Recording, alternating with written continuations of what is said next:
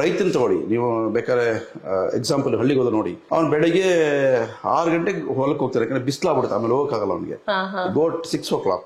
6 o'clock ಈ takes ಒಂದು ಮುದ್ದೆ ತಿನ್ಬಿಟ್ಟು, ಒಂದು ಸೊಪ್ಪು ಕಿಪ್ ತಿನ್ಬಿಟ್ಟು, ಒಂದು ಮಜ್ಜಿಗೆ ಕುಡಿದು ಅಥವಾ ಟೀನ ಕುಡಿದು ಹೋಗ್ಬಿಡ್ತಾರೆ ಹೊಲಕ್ಕೆ. ಅವ್ನು ಬರೋದು 5 ಗಂಟೆಗೆ. ಬಿಕಾಸ್ ಈ ಕೆನಾಟ್ ಕಮ್ ಇನ್ ಬಿಟ್ವೀನ್. ಹೊಲ ಗದ್ದೆಲಿ ಏನೂ ಸಿಗಲ್ಲ, ಅವ್ನು ಸಿಗೋದು ಒಂದು ಎಳ್ನೀರು ಸಿಗುತ್ತೆ ಅಷ್ಟೇ, ಏನೂ ಸಿಗಲ್ಲ. ನೀರು ಎಳ್ನೀರು. ಈ come at 5 o'clock you'll take is second meal.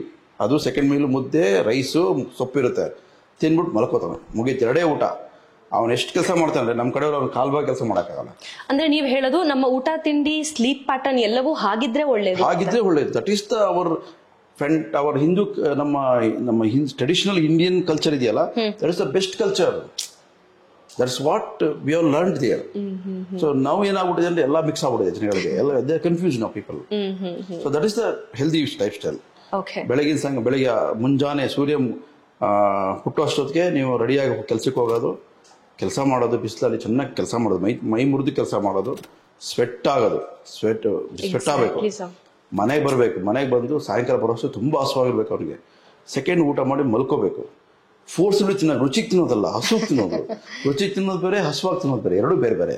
ಆವಾಗ ಹಸುವಾಗಿ ತಿಂತಾ ಇದ್ರು, ಈಗ ರುಚಿಗೆ ತಿಂತಾರೆ. That is the mistake.